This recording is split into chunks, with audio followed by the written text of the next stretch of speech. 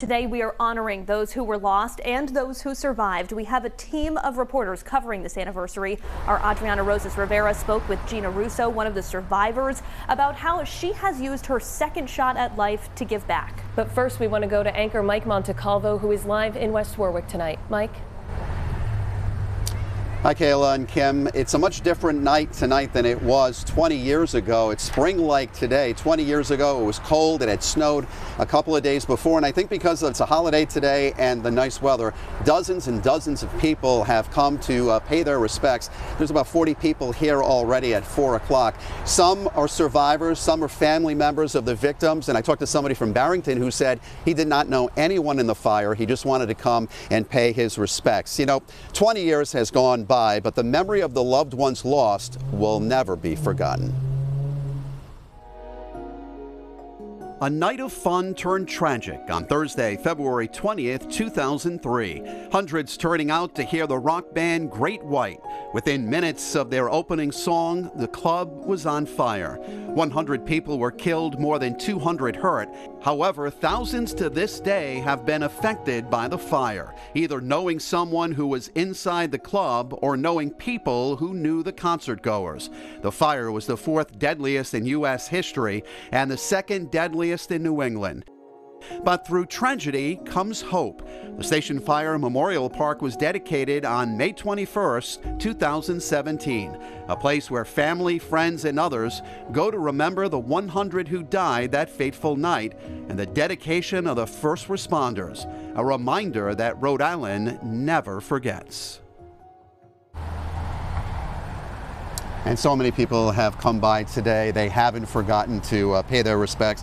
Adriana Rosas Rivera joins me now. You know, a lot of people worked on this park, including former Rhode Island Governor Don Carcieri, but Gina Russo really spearheaded this entire thing. Yep, so Gina Russo is one of the survivors of this fire. I sat down with her, and you know, she's been very outspoken over the years about the push to remember the victims, recognize survivors, and of course recognize first responders. And she says it's been talking about it that has really kept her going.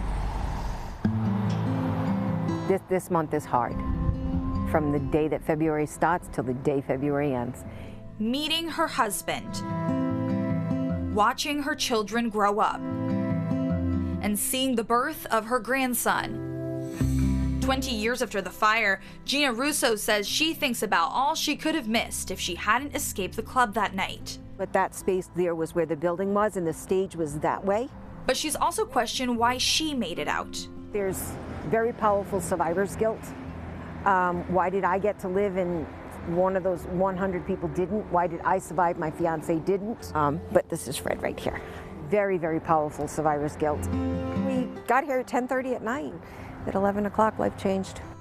That night left survivors with both physical and mental scars. No, we've never experienced anything like this. Our fire departments, our EMS workers, God, what they witnessed that night is something that they will never really recover from. When I was injured and in the hospital still, I had what is called peer supporters come and visit me. And at the time, I remember thinking, these ladies are crazy. I'm gonna live normal life. Like, I was bandaged, I was a mess. And after a while, I'm like, oh, maybe I'm gonna be okay. Gina now counsels new burn survivors as part of the same program that supported her after the Station nightclub fire. And I don't have the PTSD or the psychological piece to this, and I think maybe because I do talk about it, it's made it a little bit freeing, I think. And I always tell people that, please don't bury this, whatever you've been through, because you gotta let it out. And when we asked if there's ever any hard days, yes, absolutely. Absolutely. I would have never dreamed I'd survive it. And say I'm okay as a burn survivor. Say that I love my life as a burn survivor because it has brought people into my world I would have never known. And Mike, so really the takeaway when one talks to Gina is there's hope, right? She got married, she had kids, she has a grandchild that she brings to this very park. And that's sort of how we honor the victims and the survivors. It's by having hope. So I saw her yesterday at the memorial mass at St. Kevin's Church. She said she lives with the scars, but that's okay. And she is here tonight, and she's been smiling all day because she knows that this here will always live on in their memory. So Adriana, thank you. She's going to be back at 5 with another story. We're here all night. We're going to toss it back to Kayla and Kim. All right, Mike, Adriana, thank you so much. We will be back with you in just a moment. Governor Dan McKee, meanwhile, and Lieutenant Governor Sabina Matos showing up at the memorial in West Warwick late this morning. That's the video you're seeing now. They laid a wreath there and spent some time talking to some of the people at the memorial today. They took a walk around the area. It really is a beautiful tribute to the lives lost, their families, survivors, and first responders. If you haven't been there, I highly suggest you go and visit it because it's music themed, it's quite lovely, and it's a very serene and peaceful spot to remember those who were affected. And as we've been talking about, it's certainly an emotional day, and there has been a steady stream of visitors to that memorial all day, remembering those who were lost. 12 News reporter Sheena Losciuto spoke to people there, sharing stories of loved ones. She joins us live now. Sheena? Well, first, we really want to emphasize we're seeing a lot of people here today. Some people come here to find peace, others to share memories. But from what we've gathered, for many, it's very important to just be here. With 100 names comes countless stories. We don't separate for anything because so many people, you know, like my dad was here that night too, and, you know, he's lucky he got out, but you know, my mom didn't. I just feel bad that all these people had to perish at such a young age, and the families involved and all that they went through.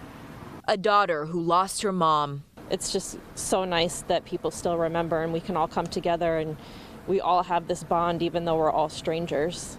A father who had to lay his own daughter to rest. She was like the glue that held them all together. They say time heals, but February 20th is a date weighing heavy. All day long, a steady flow of people come to the grounds where 20 years ago, the fire broke out. The memorial here built in honor of the victims, but especially on days like this, Governor Dan McKee says it also stands for the people who want to remember. Rhode Island is a state that comes together in times of tragedy like this. Something that is so important to those who come here with someone missing and instead have to look at a memorial stone. As flowers and wreaths were laid down Monday, memories filled the air as they always fill the hearts of those impacted. Len Andrews' daughter, Stacy, was 29 years old. My wife, and when it comes to holidays and so on, it's difficult. You know, if she was alive, it'd be a much bigger family that we have and more grandchildren. We have 3 grandchildren now, but we miss her, you know. Now that, of course, is just one small look into the countless stories out there. Strangers coming together here to find peace. And again, we expect to see people here all night long. For now, reporting live in West Warwick, I'm Sheena Losciuto, 12 News. Sheena, thank you. Even though it has been 2 decades since that tragedy, you can still help make a difference in the lives of those impacted. You can do it through the Station Nightclub Fire Children's Scholarship Fund. It's run through the Rhode Island Foundation, and you can find a link to donate right now on WPRI.com.